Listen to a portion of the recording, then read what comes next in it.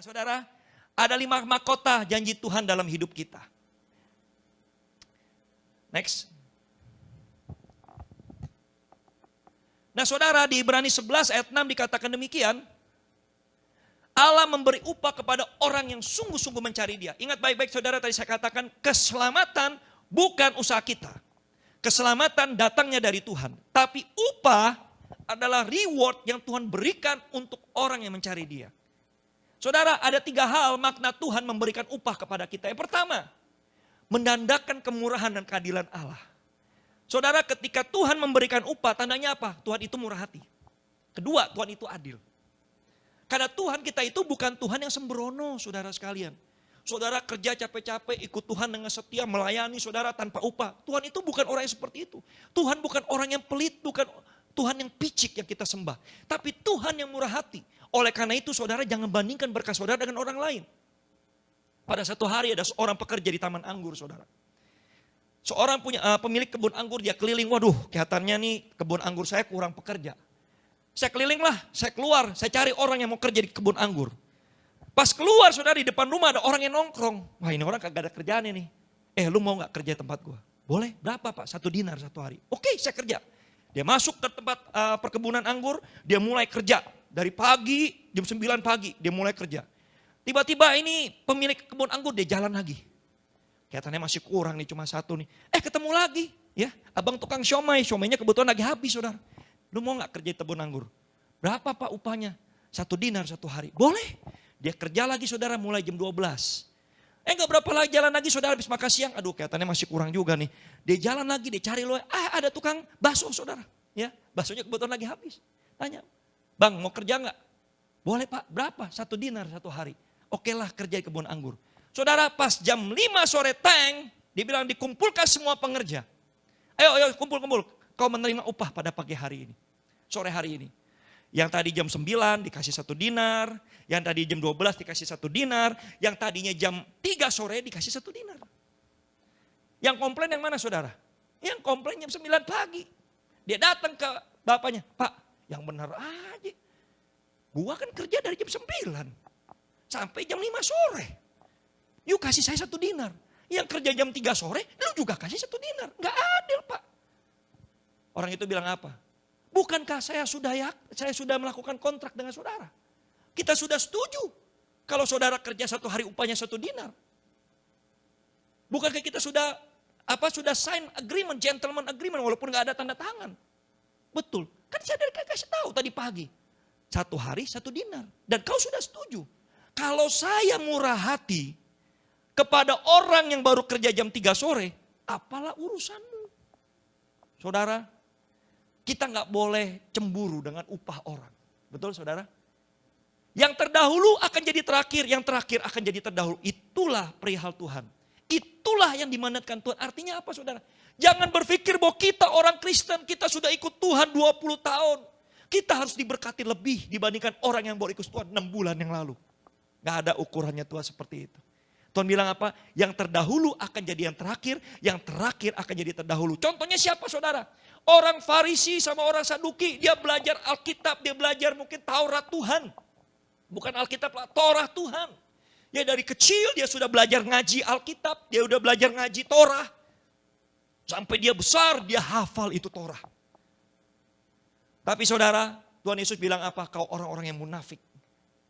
Ya, bukan orang yang berteriak Tuhan yang masuk dalam kerajaan Allah, tetapi orang yang melakukan kehendak Bapakku di surga. Dibandingkan sama siapa saudara? Dibandingkan dengan seorang penjahat yang baru mau mati sama Yesus. Orang itu disalibkan bersama dengan Yesus di samping kirinya saudara. Dan dia berkata, Tuhan kalau kau datang sebagai raja, jangan lupa aku. Tuhan Yesus bilang apa? Hari ini juga kau dan aku masuk ke Firdaus. Wow. Yang satu saudara ikut belajar Torah dari dia kecil sampai dia dewasa dikatakan orang munafik. Yang satu lagi saudara penjahat yang baru kenal pada saat disalib masuk surga. Itulah upah. Saudara, ketika kita menerima upah Tuhan, syukurilah. Karena upah itu gak main-main saudara. Karena itu menandakan Allah kita yang murah hati dan juga Allah kita yang adil. Maka ketika kita terima upah, aduh Tuhan kamsyah, terima kasih Tuhan. Ini semua karena kasih karunia. Enggak semua orang terima upah 1 dinar saudara sekalian. Cuma orang yang tunjuk kau mau enggak melayani di kebun anggur? Kamu mau nggak melayani di kebun anggur? Kamu mau nggak melayani di kebun anggur? Orang yang ditunjuk dan dipilih Tuhan yang menerima upah. Oleh karena itu kalau sehari ini saudara merasa saudara menerima upah dari Tuhan, syukurilah setiap upah yang saudara terima. Karena Tuhan tidak pernah salah memberikan upah kepada saudara. Yang kedua saudara, apa makna upah? Yang kedua, penghargaan Allah kepada anak yang setia dan taat. Saudara, jangan berpikir bahwa buat apa sih ke gereja? Kok saya dikasih upah sedikit daripada teman saya? Berkat dunia berbeda dengan upah sorga. Saudara jangan mengkalkulasi, 1 dinar di dunia berarti 1 dinar di sorga. Enggak saudara sekalian. Bahkan dikatakan di kitab Matius, saudara, apa yang terikat di dunia akan terikat di sorga. Apa yang dilepaskan di dunia akan dilepaskan di sorga. Apa yang di sorga berbeda dengan ukuran di dunia saudara sekalian. Kalau dunia bisa katakan saudara gagal, belum tentu Tuhan mengatakan gagal.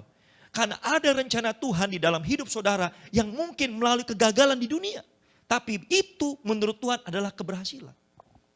Oleh karena itu saudara, parameter saudara harus berubah. Cara berpikir saudara harus berubah. Dan dikatakan apa saudara? Ketika saudara ikut Tuhan dengan setia. Anak-anak Tuhan yang sudah menerima Yesus ikut Tuhan dengan setia dan taat. Baca Alkitab, merenungkan Alkitab siang dan malam. Melakukan isi Alkitab saudara sekalian. Itu pasti dapat upah. Haleluya saudara. Saya sangat percaya dan yakin itu pasti dapat upah. Yang ketiga apa saudara? Ingat baik-baik pengorbananmu untuk ikut Tuhan. Susah payahmu, berkorban dana, berkorban waktu, berkorban tenaga. Tidak akan sia-sia. Amin saudara. Saudara hari ini duduk di gereja. Saudara capek baru pulang dari kantor. Kerja 12 jam, gak ada libur. Saudara sekalian 24 jam, 7 hari seminggu, 12 jam saudara. Saya juga berpikir kadang-kadang bingung. Ada orang yang kerja seperti itu saudara. Capek. Saudara, aduh gue pengen relax nih sebenarnya. Ya dengerin Bapak khotbah lagi 2 jam. Ya capek sebenarnya. Tapi saudara, upahmu akan tercatat di surga. Jadi payahmu sekarang saudara lelah, saudara capek. Mungkin terima firman cuma 20%, 30% sambil ngantuk-ngantuk saudara. Gak ada masalah. Tapi saudara sudah menyediakan waktu untuk Tuhan. Daripada saudara yang mungkin hari ini berleha-leha, dia sedang ngopi-ngopi, dia sedang cicat-cicat, hahaha saudara. Besok Tuhan Yesus datang saudara sekalian. Apa yang terjadi? Ada yang terangkat, ada yang tertinggal. Semua pilihan kita saudara. Alkitab Wahyu 22 ayat 11 dikatakan apa saudara? Yang jahat hari-hari ini akan semakin jahat.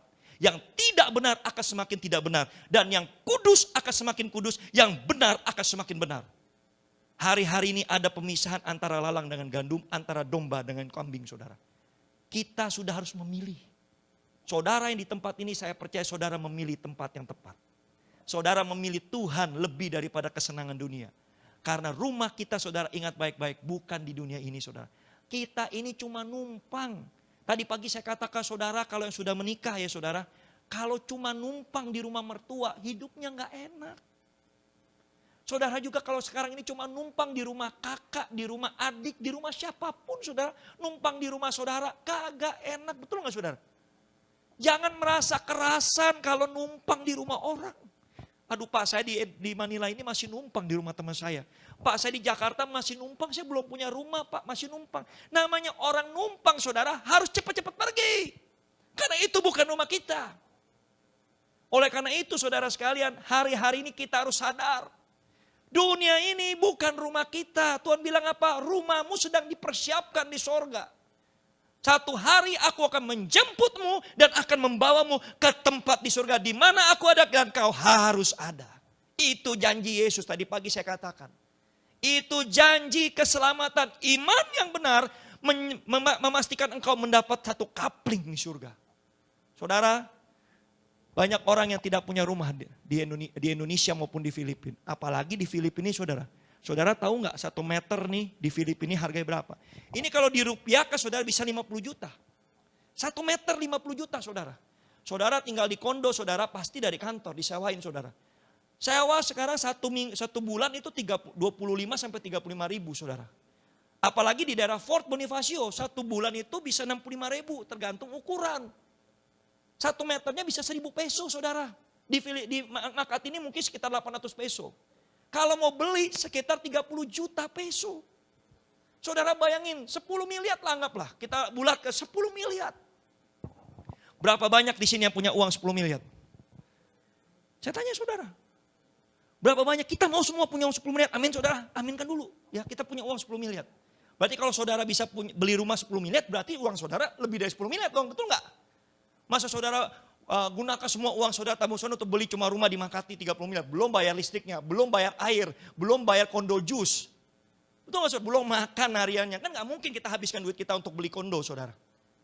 Tapi saudara bisa bayangkan, tidak semua orang punya rumah di dunia, nggak ada masalah. Yang penting saudara punya rumah di sorga. Haleluya.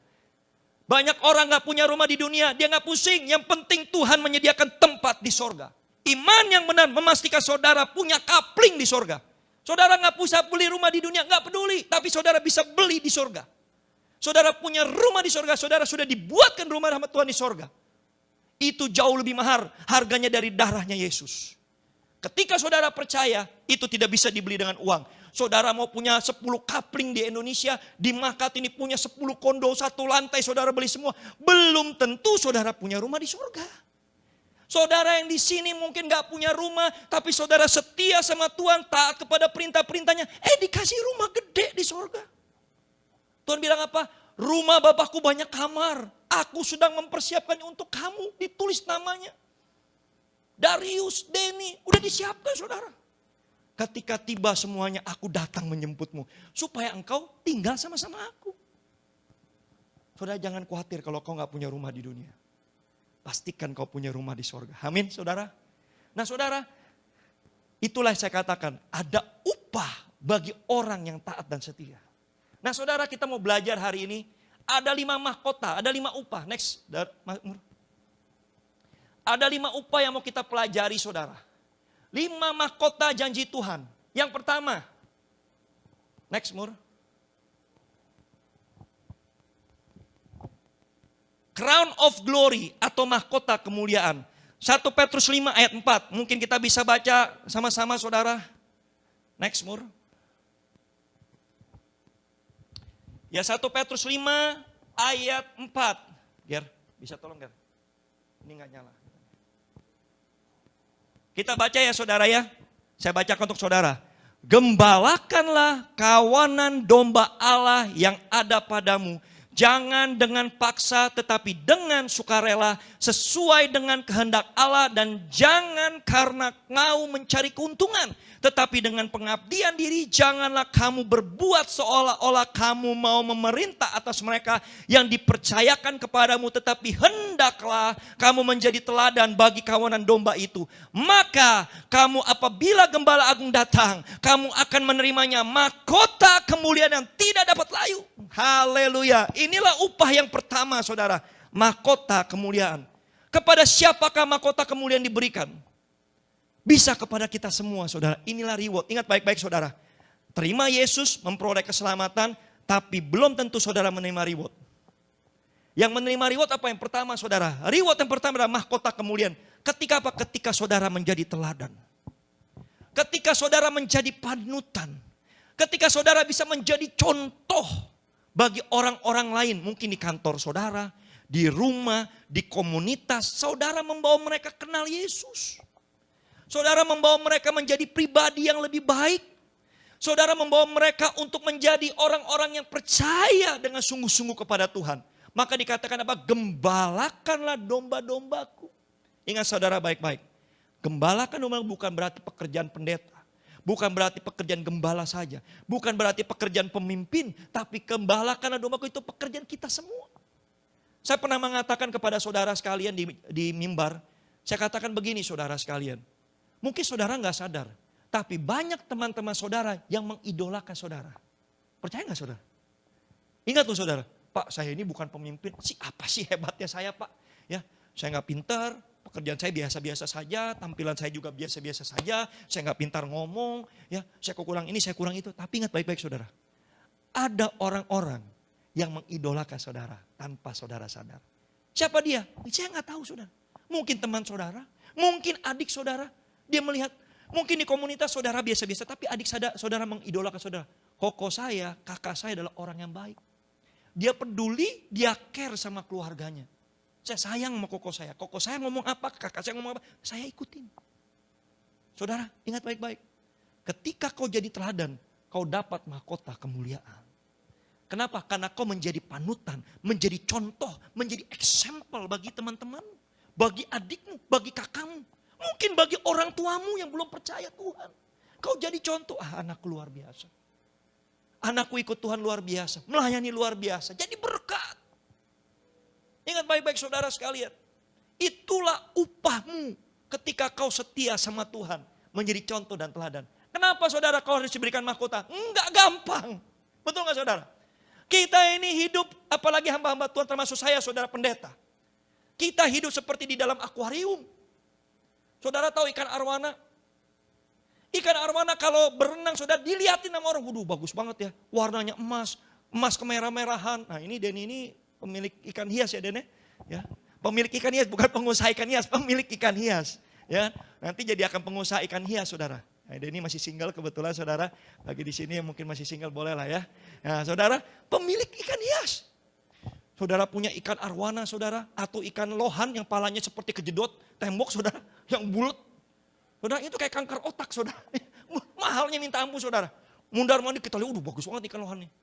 Kalau dia ada cacat, palanya agak peyang nih. Ya jelek nih, mesti harganya murah nih. Ikan arwana, arwananya tuh merahnya gak merah banget nih. Dilihatin. Kita semua orang-orang Kristen saudara-saudara sering ke gereja. Dilihatin sama teman, lu ke gereja lu. Lu kan kerja di dunia judi, lu masih ke gereja. Ngapain lu ke gereja? Banyak yang ngomong begitu. Biarin saudara. Orang mau ngomong apa, jalan terus ikut. Orang mau merendahkan saudara, jalan terus ikut Tuhan. Biar mereka bisa melihat saudara menjadi contoh dalam hidup saudara. Gak ada masalah saudara. Saudara bekerja saat ini mungkin banyak terintimidasi saudara. Aduh Pak saya kerjanya di dunia seperti ini. Saya bisnisnya kayak begini Pak, gimana ya Pak ya. Saudara, saya memang gak menyarankan saudara kerja di dunia judi. Tapi saya ketemu saudara udah di dunia judi, terus mau gimana? Sekarang cuma saya sarankan kepada satu saudara, jadi contoh. Saudara yang sudah terjun di dalam sana, jadi contoh. Karena dunia judi adalah dunia yang gelap. Saya katakan saudara, kalau saudara terang, biarlah terang saudara menyinari begitu banyak teman-teman saudara. Saudara, di dalam gedung ini saudara Ethan, nggak tahu saudara yang kerja di daerah Ethan nggak? Ethan itu saudara di seberang kita ini saudara. Itu ada 500-an orang, bahkan di gedung inilah.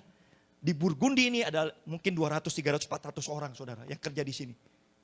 Yang mau turun datang ke gereja saudara, yang mau nyebrang ke gereja saudara, berapa orang? Saudara bisa lihat sekarang. Berapa orang yang ada di tempat ini? Banyak bangku-bangku yang kosong. Tidak semua orang mau melangkah dengan iman. Tapi saudara mau melangkah dengan iman, saudara mau capek untuk Tuhan. Ingat saudara, ada mahkota loh untuk saudara. Gak peduli saudara hari ini saudara kerja di mana. Yang penting saudara hidup benar, jadi terang dimanapun saudara berada. Satu hari Tuhan akan membawa saudara keluar dari tempat itu dan pergi ke tempat yang lebih baik. Percaya itu saudara. Ingat saudara, this is just a stepping stone. Jangan jadikan ini karir saudara untuk selama-lamanya saudara. Ketika saudara memang sudah terjun di tempat ini, jadikan ini cuma sebagai stepping stone saudara sekalian. Jangan jadikan ini sebagai, saya mau berkarir di sini sampai 50 tahun, sampai punya anak. Jangan saudara. Jadi berkat. Jadikan ini stepping stone bagi saudara untuk melakukan karya yang lebih besar. Selama saudara di sana, bawa teman-teman untuk kenal Tuhan. Jadi contoh biar saudara dapat mahkota kemuliaan. Yang kedua saudara, next Mur. Mahkota kehidupan. Mari kita baca ayatnya saudara. Yakobus 1 ayat 12. Berbahagialah orang yang bertahan dalam pencobaan. Sebab apabila ia sudah tahan uji, ia akan menerima mahkota kehidupan yang dijanjikan Allah kepada barang siapa yang mengasihi dia. Saudara, ketika Yakobus menulis buku ini saudara, dia menulis kepada orang-orang Yahudi. Apa yang terjadi ketika Yakobus menulis ini? Orang-orang Yahudi sedang disesah sama orang-orang Romawi. Hidupnya gak nyaman, ikut Tuhan aja susah saudara sekalian. Banyak yang dikejar-kejar, banyak yang disiksa, banyak yang ditawan, bahkan banyak yang mati ikut Tuhan. Maka dikatakan, kamu akan memperoleh mahkota kehidupan. Banyak pencobaan di dunia ini. Saudara ingat baik-baik. Saudara bilang, Tuhan kok hidup gue berat banget ya. Setiap kali mau maju, ada aja halangannya. Setiap kali mau sukses, gagal lagi. Setiap kali pacaran, putus lagi. Mau menikah, cerai lagi. Kita bilang, udah berat banget hidup gue Tuhan. Tapi saudara tetap setia sama Tuhan, dia ikut Tuhan. Walaupun saudara mungkin mati, Tuhan aku berat. Tapi saudara tetap setia ikut Tuhan. Maka dikatakan sini saudara. Berbahagialah orang yang bertahan dalam pencobaan. Sebab apabila ia tahan uji, ia akan memperoleh mahkota kehidupan. Itulah upah bagi saudara yang hari-hari ini tahan uji. Karena apa saudara? Tahan uji pun gak gampang. Saudara, kita mungkin jebakan Batman kita di Filipina ini bukan masalah pencobaan. Saudara disiksa ikut Tuhan Yesus. Saudara ditempeleng ikut Tuhan Yesus. Bos saudara keluarkan saudara disiksa. Oh, gara-gara ikut Tuhan Yesus disiksa, saudara cambuk. Enggak begitu. Itu zaman Romawi dulu. Tapi coba saudara sekarang apa? Udah lalu gak usah bertobat. Ya, waktu masih banyak, nikmati selama di Filipina, nikmati dapat gaji gede, nikmati kehidupan yang bebas, nggak ada orang tua, nggak ada yang cerewetin. Ya tinggal bareng biasa, udah seks bebas aja, narkoba biasa. Itulah tantangan kita saat ini, godaan dan cobaan. Saudara, saya katakan di Filipina banyak sekali kesaksian dari saya pertama kali melayani di gereja ini. Dari yang LGBT, dari yang mungkin free sex, HIV, saudara sekalian, narkoba, alkohol di mana-mana, saudara, night club, night life. Banyak, saudara. Itulah godaan di Filipina. Yang pria, saudara, hati-hati. Tantangannya berat. Orang Filipina itu agresif, saudara sekalian. Betul. Dia gak peduli, saudara. Sekarang banyak sekali yang living together. Biasa di Indonesia kita masih malu-malu, saudara. Masih tabu living together. Di sini saudara udah gak malu-malu lagi. Bahkan orang tuanya biasa aja. Lu punya anak boleh. Gak kawin gak ada masalah. Kalau cocok baru menikah. Wow, begitu saudara, dites dulu. Dites nih bisa punya anak gak nih. Baru dia living together. Kalau punya anak ya nanti deh 2 tahun lagi 3 tahun baru menikah. Banyak yang kayak begitu saudara. Saya punya teman-teman di kantor saudara sekalian. Mereka kerja ketika saya dapat CV-nya, wah single. Saya tanya, kamu single ya? Ya tapi saya punya 2 anak. Loh kok single punya 2 anak? Filipina begitu saudara. I'm single but have 2 kids. Single parents ternyata saudara. Gak menikah. Suaminya gak tahu di mana. Kadang-kadang anak yang pertama suaminya beda. Anak yang kedua lakinya, bukan suami ya, lakinya beda saudara. Seperti perempuan Samaria. Di sini banyak saudara. Itulah tantangan saudara. Ketika saudara ketemu pria di sini. Ganteng, tinggi, tegap, baik awalnya saudara. Udah yuk kita living together. Wah aku takut kehilangan. Udah living together lah. Gak apa-apalah kalau dapat pria seganteng ini saudara. Saudara ya. Begitu banyak tantangan dan godaan di Filipina ini. Makanya Tuhan bilang apa? Di Filipina ini untuk dapat mahkota kehidupan gak akan gampang. Saudara harus kuat. Godaan dan cobaan. Saudara mungkin merasa sendirian. Mungkin saudara berpisah dengan suami saudara. Berpisah dengan istri saudara. Makanya saya katakan di sini. Suami istri jangan tinggal berpisah. Hati-hati yang punya suami. Jangan tinggali suaminya sendirian di Filipina. Pulang gak cuma sendiri, bisa bawa anak-anak lain. Bukan anakmu. Nah itu bahaya saudara. Jangan tinggalin di Kamboja. Bisa punya cabang di Kamboja. Hati-hati. Saya katakan begitu. Hati-hati, jangan tinggalkan suami. Tapi suami saya pak, setia sama Tuhan. Iya saudara, baru pertama kali datang dia nyanyi, dia melayani saudara. 2 kali 3 tahun saudara mulai layu. Mulai ngelirik kiri dan kanan, sepi juga gue nih. Nah boleh juga nih sebelah gue nih. Ya, dia juga lagi kesepian, suaminya lagi melaut. Simen, ya kan orang Filipina begitu saudara. Lakinya di mana? Dia kerja di mana? Dia sendirian. Lagi kesepian, saya kesepian. Nah jadilah saudara. Saya katakan makanya saudara, inilah tantangan hidup di Filipina. Makanya mahkota kehidupan enggak gampang. Tapi saudara yang kudus, saudara yang benar di hadapan Tuhan, saudara yang setia walaupun itu enggak mudah. Itulah yang Tuhan berikan upah mahkota kehidupan. Pada zaman dulu saudara sekalian, mahkota kehidupan susah untuk diraih. Kenapa? Banyak tantangan. Bukan cuma hanya kenikmatan, tapi hidup. Fisik, maka Tuhan bilang apa? Barang siapa yang kehilangan nyawanya, dia akan memperolehnya. Barang siapa yang mempertahankan nyawanya, dia akan kehilangan nyawanya. Tapi ketika dia kehilangan nyawanya, dia akan memperolehnya di dalam Tuhan. Itulah mahkota kehidupan maksudnya saudara sekalian. Oleh karena itu saya katakan, hari ini saudara, mari yuk kita jaga kekudusan. Kita tahu lingkungan kita bahaya. Kalau saudara nggak tahan hidup sendiri menikah, cari yang baik. Di sini Darius masih single, ya Denny masih single, ya kan? Saudara, ya kalau Gabriel udah ada yang tekin ya. Jadi yang lain, yang ini masih single saudara, ya kan? Anak-anak Tuhan, melayani Tuhan, rajin. Ya, ngapain cari di luar sana di nightclub? Aduh saudara, kalau nyari cowok di nightclub, nyari cewek di nightclub saudara, saudara tahu kualitasnya. Saya nggak bilang generalisasi semuanya jelek. Tapi saudara, mereka adalah orang-orang yang kesepian. Mereka adalah orang-orang yang mencari perhatian. Cari di tempat yang benar. Di gereja pun banyak juga orang yang salah, saudara. Apalagi di luar sana. Ya saudara, saya katakan, cari orang yang benar. Konsultasi dulu. Pak, ini ada yang benar. Ada nih dua nih saudara. Ya kan? Dari sendiri gitu ya. Dan saudara, ketiga saudara, mahkota kebenaran. Ini upaya yang ketiga saudara sekalian. Mahkota kebenaran. Saya bacakan untuk saudara. 2 Timotius 4 ayat 7 sampai dengan 8. Aku telah mengakhiri pertandingan yang baik. Aku telah mencapai garis akhir dan aku telah memelihara iman. Sekarang telah tersedia bagiku mahkota kebenaran yang akan dikaruniakan kepadaku oleh Tuhan, hakim yang adil pada harinya. Tetapi bukan hanya kepadaku, melainkan juga kepada semua orang yang merindukan kedatangannya. Amin. Saudara, apa itu mahkota kebenaran? Ini upaya yang ketiga. Ketika saudara hidup di dalam kebenaran, artinya apa? Ketika saudara merenungkan firman Tuhan, tidak hanya merenungkan, tidak hanya membaca, tapi saudara aplikasikan dalam hidup saudara. Maka Tuhan bilang apa? Barang siapa yang taat kepada perintahku, dia adalah muridku. Dan muridku akan mengerti kebenaran, dan kebenaran itu akan memerdekakannya. Saudara, iman itu timbul dari apa saudara? Dari mendengarkan firman Tuhan. Maka dikatakan apa? Aku menyelesaikan pertandingan baik, aku telah mencapai garis akhir dan aku telah memelihara iman. Bagaimana memelihara iman kalau saudara nggak pernah baca Alkitab? Bagaimana memelihara iman ketika saudara nggak pernah dengar khotbah yang membangun? Cuma dengarnya khotbah mengenai berkat, cuma dapat mendengar khotbah mengenai hal-hal yang mengenakan telinga. Seperti halnya dongeng-dongeng saudara sekalian. Kita nggak akan bertumbuh di dalam Tuhan. Tapi ketika saudara mau memelihara iman sampai akhir, saudara harus merenungkan dan aplikasikan firman Tuhan. Gampang gak? Susah, makanya saudara dapat mahkota. Semua upah ini gak ada yang mudah. Makanya saudara ketika saudara lakukan dengan susah payah, saudara dapat mahkota.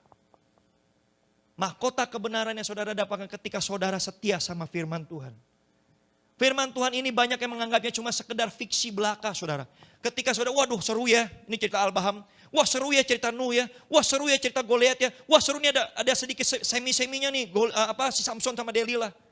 Wah ini agak sedikit percintaannya nih, ya seru ya, cuma sekedar seru saudara. Ini bukan buku fiksi, ini buku kehidupan. Orang yang membaca Alkitab hidupnya harus berubah. Karena apa? Karena kau mendengarkan, membaca firman, itu akan jadi iman. Amin saudara. Saudara gak bisa hidup tanpa firman Tuhan. Apalagi hari-hari ini kita butuh firman Tuhan untuk apa? Untuk membangun iman kita saudara. Ingat baik-baik mempertahankan iman gak gampang loh saudara.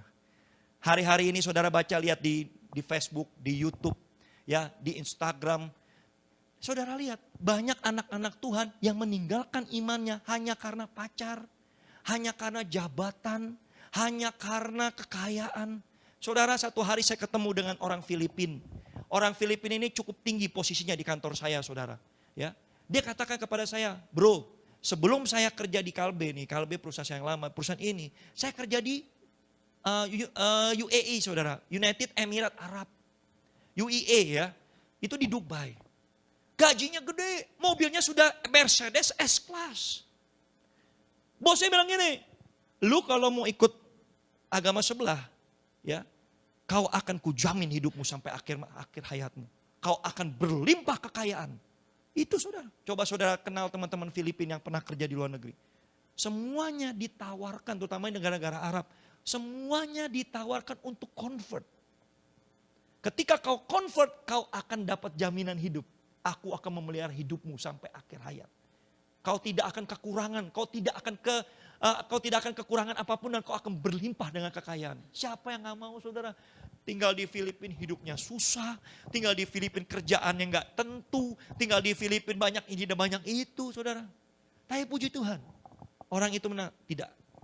Dia keluar, dia kerja di tempat lain saudara. Kenapa? Karena iman bagi dia lebih penting daripada kekayaan.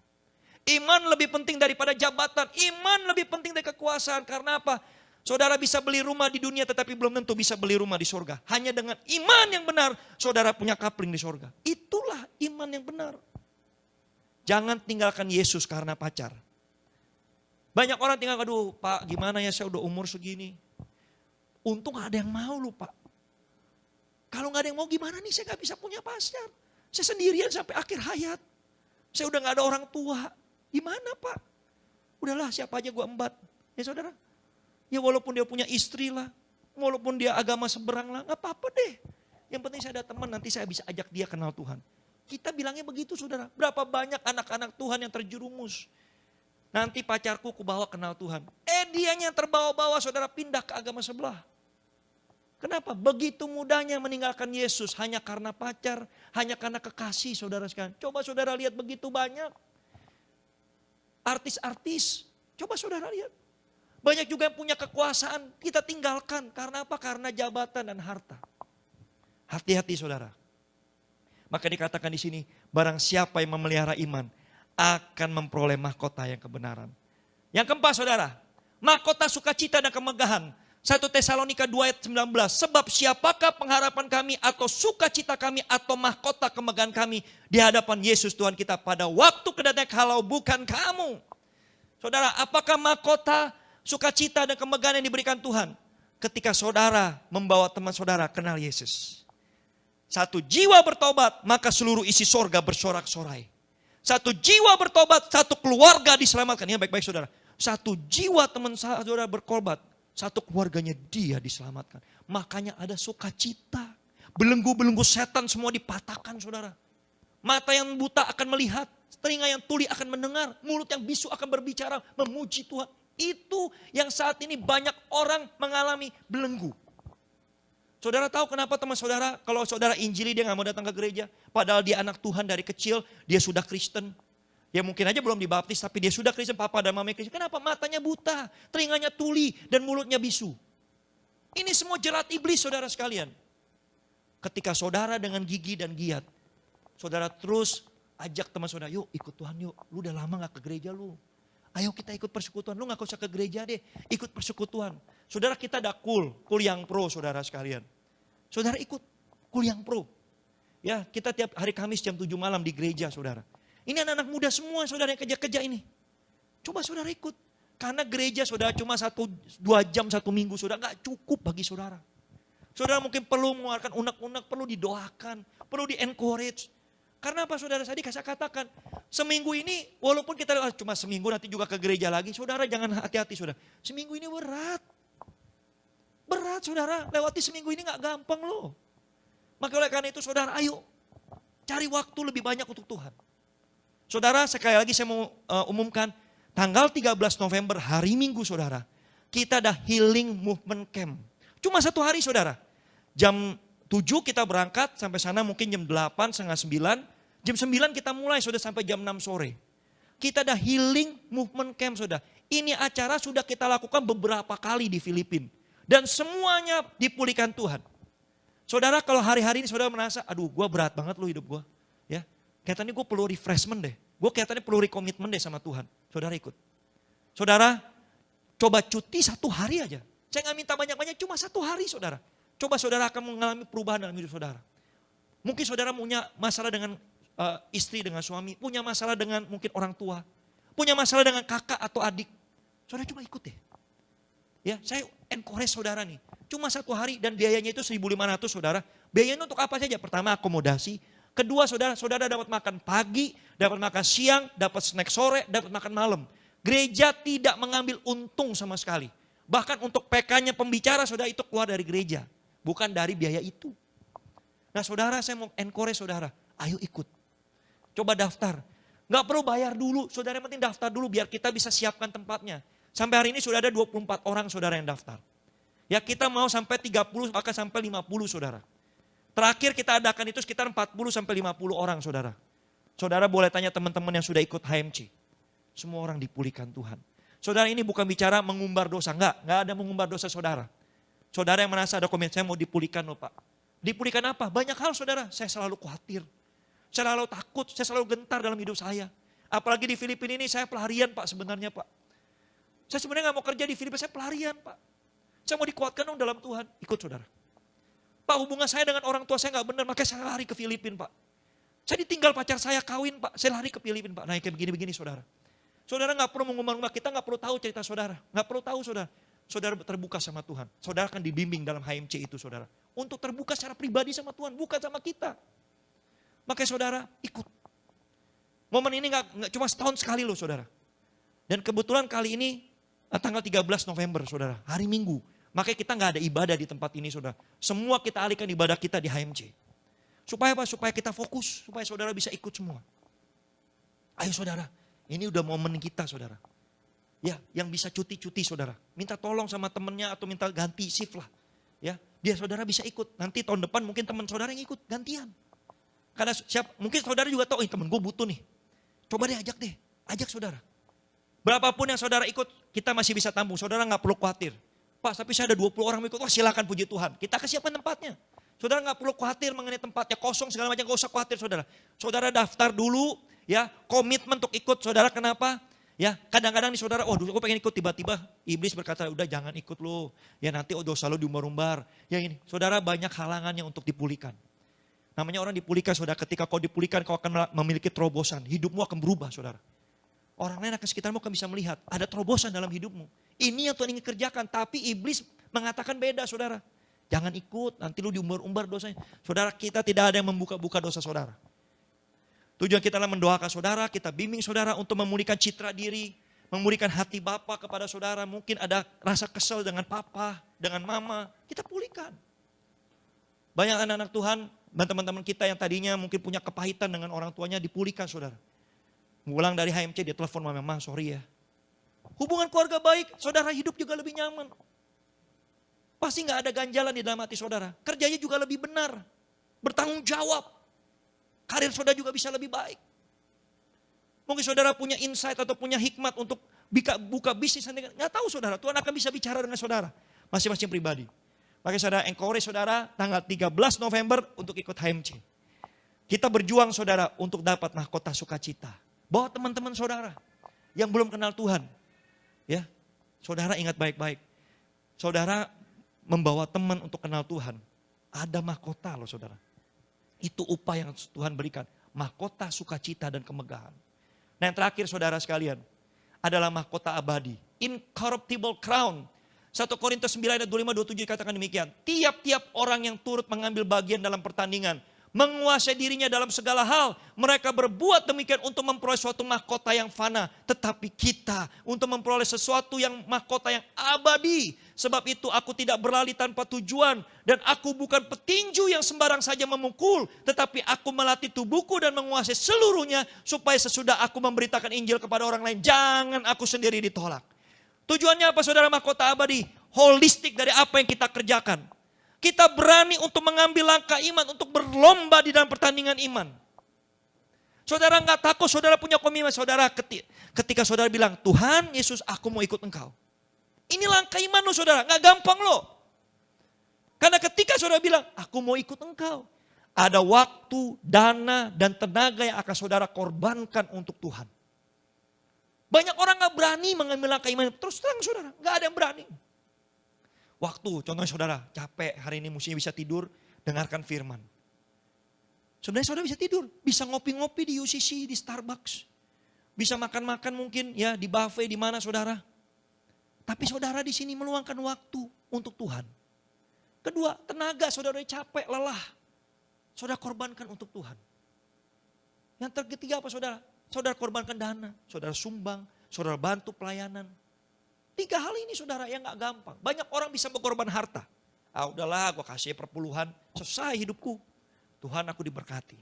Orang berpikir begitu saudara. Uangmu tuh gak ada apa-apanya di mata Tuhan. Tuhan aja punya uang di mulut ikan saudara sekalian.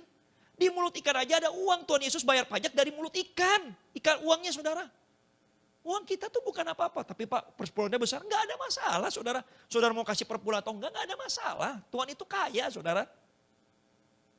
Tapi masalahnya adalah saudara mau berikan enggak tenaga dan waktu saudara. Yang paling susah adalah waktu. Waktu tidak bisa dibeli dengan uang. Oleh karena itu ketika saudara memberikan waktu yang berharga, ada mahkota. Mahkota yang abadi secara holistik. Aku menguasai diriku sepenuhnya. Ketika aku lelah, aku gak mau lelah. Aku mau ikut Tuhan sungguh-sungguh. Ketika aku mungkin sedang kekurangan, aku gak mau tertipu. Aku mau memberi. Inilah yang susah saudara sekalian. Makanya ada mahkota. Upah itu bukan dari sesuatu yang mudah. Kalau sesuatu yang mudah itu nggak perlu dapat upah karena gampang. Mother Teresa, saudara, Bunda Teresa mengatakan demikian. Kalau saudara memberi dari kelebihan saudara, itu bukan memberi, membuang. Karena lebih. Kadang-kadang kita memberi dari kelebihan kita. Waduh, barang gue banyak nih. Daripada rusak, gue kasih orang dah. Itu bukan memberi, saudara katanya. Memberilah dari kekuranganmu. Memberi itu bukan hanya sekedar uang. Waktumu, Pak, saya kurang tidur. Beri untuk Tuhan. Baca Alkitab, Tuhan sebelum tidur aku baca Alkitab. Walaupun ketika baca satu ayat tidur langsung saudara. Tapi saudara sudah punya niat dulu. Mungkin nanti 2 ayat tidur. Habis itu naik lagi 3 ayat, 4 ayat tidur. 5 ayat baru tidur saudara. Improve. Oleh karena itu saudara ingat baik-baik. Semua jeripayahmu Tuhan gak pandang sia-sia. Ada mahkotanya saudara yang Tuhan sediakan bagi kita. Amin saudara. Saya undang pemain musik maju ke depan. Saudara, ada 5 mahkota janji Tuhan untuk hidup saudara. Ini menandakan apa saudara? Setiap apa yang saudara lakukan tidak dipandang sia-sia oleh Tuhan. Pertama adalah mahkota kemuliaan. Artinya apa saudara? Ketika saudara menjadi contoh, menjadi teladan bagi orang lain sehingga orang itu memuliakan nama Tuhan di sorga. Saudara dapat mahkota. Karena menjadi contoh dan teladan gak gampang, apalagi di dunia seperti ini. Susah jadi contoh dan teladan. Mahkota kehidupan saudara sekalian. Bertahan di dalam godaan, bertahan di dalam cobaan. Enggak gampang. Banyak orang meninggalkan Tuhan karena terlalu banyak masalah dalam hidupnya. Tapi orang yang setia dan taat, dia bertahan. Tuhan, aku mau bertahan padamu. Aku tahu kau memegang tangan kananku. Ketika aku terjerembab, aku tidak akan jatuh tergeletak. Sebab tanganmu yang kuat akan mengangkat aku ke atas. Saudara, mungkin banyak orang yang sedang menarikmu turun ke bawah.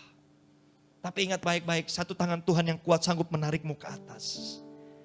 Tidak ada yang kurang, tidak ada yang bisa membatasi tangan kuatnya Tuhan.